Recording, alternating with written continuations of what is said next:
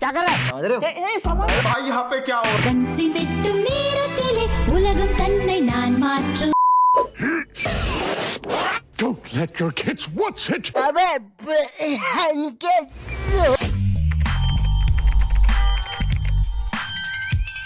तुम्हारी स्कूल में एक ना एक टीचर ऐसा होता ही होगा जिसकी शक्ल पर लिखा होता है ये सन की सर खुद 10 मिनट लेट आएगा क्लास में पढ़ाने और फिर बाद में ब्रेक के 10 मिनट लेके पढ़ाएगा। इसकी क्लास में अगर तुम्हारी बॉटल भी गिर गई ना तो अच्छे से नहीं बोलेगा कि बेटा अपनी बॉटल उठा लो, बिल्कुल ऐसे बोलेगा मैं आ जाऊं क्या अपनी पर।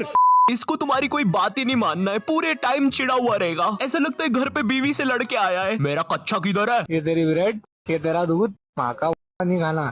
स्पोर्ट्स डे के दिन माहौल ही अलग रहता है। कुछ बच्चे बहुत ज्यादा हाइप अप रहते हैं, मैं ही जीतूंगा। उधर साइड में कुछ बच्चे मेरे जैसे होते हैं, अरे यार आज तो स्पोर्ट्स डे था, मैं बस्ता लेके क्यों आ गया? बिना बस्ते के आता तो कितना सेक्सी लगता। कुछ बच्चे अपने ही सपनों में डूबे हैं। काश मैं लास्ट मिनट में अपनी टीम को जिता दूं, जिससे मेरे कपड़े फट जाए और मेरे 10 पैक एब्स नालिनी को दिखे, पूरी स्कूल मुझे उठा ले और भीड़ में आगे चलता हुआ बदसूरत सर मुझे देख के बोले ध्यान से, वो हमारा हीरो है। लेकिन मनोज सर, ये बच्चा तो चेस मैच खेल रहा था। तो फर्स्ट से लेकर 9 क्लास तक मेरी लाइफ बहुत अलग थी। किसी को ज्यादा फर्क नहीं पड़ता था मुझसे, मानो क्लासरूम का डस्टबिन हूँ मैं, कोई मुंह ही नहीं लगाता था। अबे श्रीवास्तव, क्या कर रहा है यार ये? माँ बाप ने बस कचरा खाने ही सिखाया क्या? भाई मुझे माफ कर दो भाई, मेरे मुंह से निकल गई गलती से, आज के बाद कभी किसी को नहीं बोलूंगा भाई। जिंदगी बहुत मस्त चल रही होती है, लेकिन फिर 10th क्लास आ जाती है। 10वीं कक्षा, नो दोस्ती यारी, ओनली पढ़ाई। 10th क्लास के टाइम पर तुम्हारे मम्मी पापा को भी एकदम से याद आता है। 10th क्लास में ना तुम्हारे मम्मी पापा तुम्हारे पास आते हैं, इधर तुम तुम्हारे रूम में अजीब से काम कर रहे होते हो। ओहो हो साइंटिस्ट।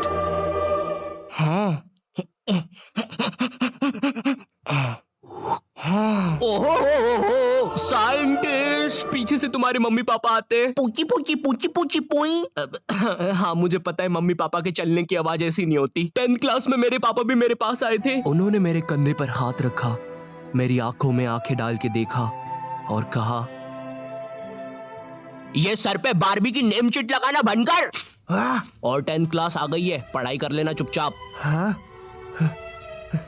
अब तो और अच्छा लग रहा हूँ। हगी मारू, लकी मैन, ककासी सेंसे। तो नॉट यू टैप जी। जी मेरी सोनी सवानी जी मेरी बग्गो जी ठीक है जी।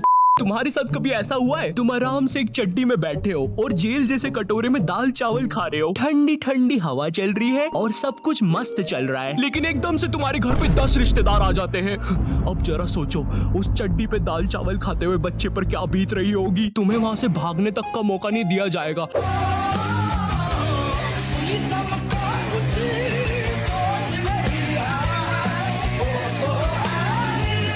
बचपन में मैं और मेरा भाई हमेशा WWE देख के लड़ते थे, क्योंकि माँ बाप की चाहते लड़ने लायक थी नहीं। एक तो मेरा छोटा भाई बचपन में बहुत शांत स्वभाव का था, बेचारा स्कूल में भी सीनियर से बुली होता था। हाँ वो सीनियर मैं ही होता था।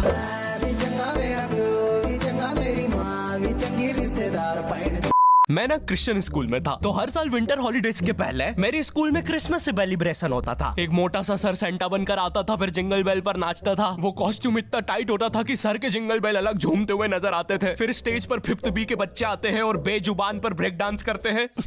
बेजुबान कब से? बेगुनाह सैदा।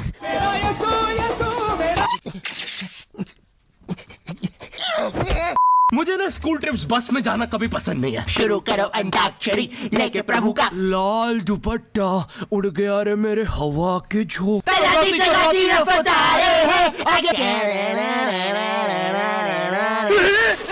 भागो, पिक्की को सच में नाक देवता आ गए। और ये बसों में हमेशा एक बच्चे को चुल चढ़ती है और फिर वो बाहर किसी बाइक वाले पे थूक देता है। बाइक वाला स्लिप खा के गिर जाता है, उसकी बाइक वगैरह टूट जाती है। हाँ, वो थूक की स्पीड बहुत तेज थी। बाइक वाला तो सिग्नल पे खड़ा था, वो हमारी बस रुकवा लेता है। अंदर सब हरामी बोल रहे हैं हमने नहीं किया, तो वो अपना हेलमेट का कैमरा चेक करता है, पर उसमें वो बच्चे की इमेज बहुत ब्लर आई थी, क्योंकि बहुत फास्ट हुआ था सब। पर बाइक वाले को पता नहीं था कि ये इमेज ब्लर नहीं है, वो बच्चा ही धुंधला दिखता है। और ये YouTube के मोटो ब्लॉगर्स तो इतने ड्रामेटिक होते हैं, पूरे समय हेलमेट का कैमरा ऑन। तुम इनसे नॉर्मल भी बात करोगे तो इनके हेलमेट के कैमरे में क्या रे बच्चे को मारेगा 10 को ले आ, नहीं मार पाए। रियली सॉरी भाई साहब, आगे से लूंगी और पीछे से भी लूंगी। हमें विंटर हॉलीडेज मिलते थे सोने के लिए, लेकिन हम उन दिनों स्कूल के टाइम से भी पहले उठ रहे हैं। तो फिर हमारे ग्रुप के विराट कोहली ने बोला, क्या हुआ? कम ऑन यार, सबके ग्रुप में एक स्पोर्ट चैंपियन विराट कोहली बच्चा तो होता ही है। हमारे विराट की कहानी है कि उसके पापा ने उसे बड़ी ही उम्मीद और प्यार से एक क्रिकेट की किट और बैट लाके दिया था कि उनका बच्चा सच में विराट कोहली बनेगा। लेकिन फिर वो एक दिन फुटबॉल के साथ खेलते हुए पकड़ा गया, वो भी क्रिकेट किट में। बेटा पापा आप जैसा समझ रहे वैसा कुछ भी नहीं है। शर्म नहीं आई तुझे? तो हमारे विराट कोहली ने प्लान बनाया कि हम लोग सुबह 6 बजे उठ के फुटबॉल खेलने जाएंगे गवर्नमेंट स्कूल के ग्राउंड पे। वो गवर्नमेंट स्कूल का ग्राउंड ना पब्लिक ग्राउंड था। तो अब तुम सोच रहे होंगे कि वहाँ पे लोग आते होंगे, खेलते होंगे, बढ़िया माहौल रहता होगा। नहीं, नशेड़ियों के कब्जे में था वो ग्राउंड। दारू पी के कांच बिछा के रखते थे वो लोग वहाँ पे, कोई नहीं जा पाता था उधर। नशेड़ी खुद कांच बिछा के फंस जाते थे उधर। 2 गिनीज वर्ल्ड रिकॉर्ड होल्डर है ये लोग कांच बिछाने में। फिर गवर्नमेंट को उन नशेड़ियों से डील करनी पड़ी, तो गवर्नमेंट ने उन्हें स्कूल दे दिया, ग्राउंड रख लिया। तो अब स्कूल के अंदर कांच बिछे हुए होते हैं। भाई यहाँ पे क्या हो रहा भाई, ये कहाँ फंस गया भाई मैं। बचपन में मेरी मम्मी हमेशा बोलती रहती थी कि बाहर जाके खेलो। अब बाहर मेरे मोहल्ले के बच्चे भाई वो ऐसे अजीब अजीब से गेम्स खेलते थे। कहीं ड्रैगन फ्लाई में रस्सी बांध के उसको पेट बना लिया है, कहीं नंगे भाग रहे टायर के पीछे लकड़ी मारते मारते। मेरी मम्मी को उन पे दया आ रही है कि बेचारे गरीब बच्चे किसी भी चीज से खेल लेते हैं। फिर हमारी कार पलट जाती है। हाँ, वो टायर हमारी कार का था। और मुझे एक बात बताओ, चक्के से खेलने पे वो गरीब कैसे कंसिडर हो रहे हैं? क्या पता उनने कार खरीद के चक्का निकाला हो, क्या पता लैम्बोर्गिनी के चक्के से खेल रहे हो। नहीं, तुम्हें कैसे पता चल रहा है वो गरीब है या अमीर? और एक चक्के से इतनी सारी एक्टिविटी करेंगे ये लोग। कभी चक्के में रस्सी बांध के झूला बना दिया, कभी झूले से फिका के खुद को लूला बना दिया, कभी लूले पे झूला बांधकर हुला हू बना दिया। ये इतने हरामी बच्चे थे, इनके साथ कोई भी घर घर नहीं खेलता था, क्योंकि घर ये जुए में लगा के हार जाते हैं। मेहनत का ही खेला हमने सट्टा जमकर। देखो, हम सबके बचपन में एक ऐसा दोस्त तो होता ही है जिसे देखकर हमेशा ऐसा लगता था कि ये सीमेंट के बोरे से उठ के आया है। पूरे समय उसके बालों से सरसों के तेल के हग्गापे की बदबू आती रहती थी। हाँ, यही दोनों थे मोनू और बाबू। ये दोनों बनते थे हमारे बेबलेट के बीस्ट। वैसे कायदे से तो इन दोनों को किसी तेलुगु पिक्चर में तेल और गू नाम के दैत्य या तो असुर बनना चाहिए था।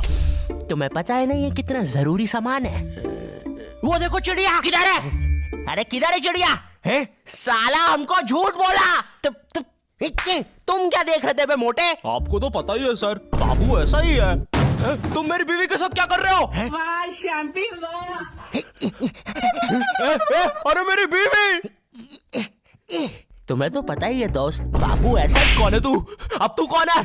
मैं तुम्हारी पत्नी का तीसरा बॉयफ्रेंड, अपनी बारी का इंतजार कर रहा था। और बस मैं ही नहीं, हम सब अपनी बारी का इंतजार कर रहे थे। चलो, वो जा चुकी है। चलो भाई, मुझे तो पता ही था, इससे तो कोई भी चला जाता।